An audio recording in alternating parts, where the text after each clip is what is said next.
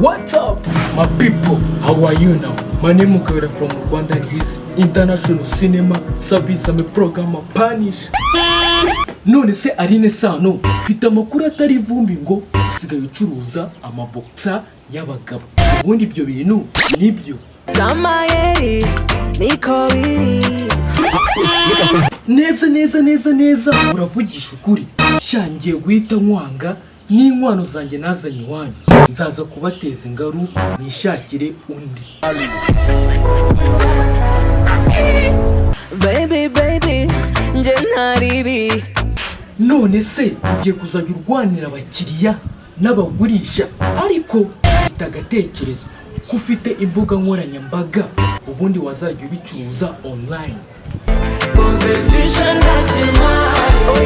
Ndumva utarimo uranyumva neza akamureke nigende.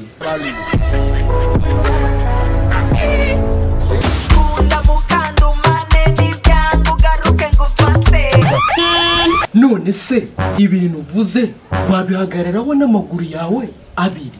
Ibintu biryoha bisangiwe.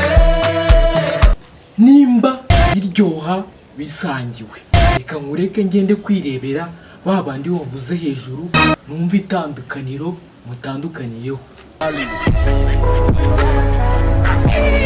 Niko sawa cyane rwose.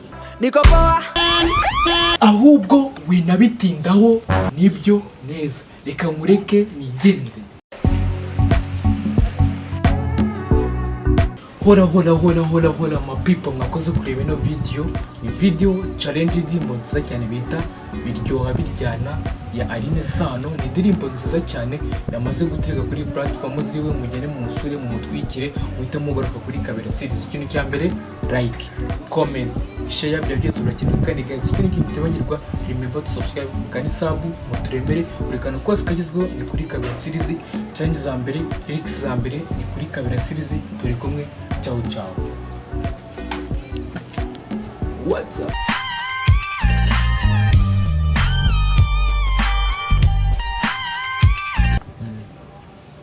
Jiranye kandi urimo. What's up? Chen.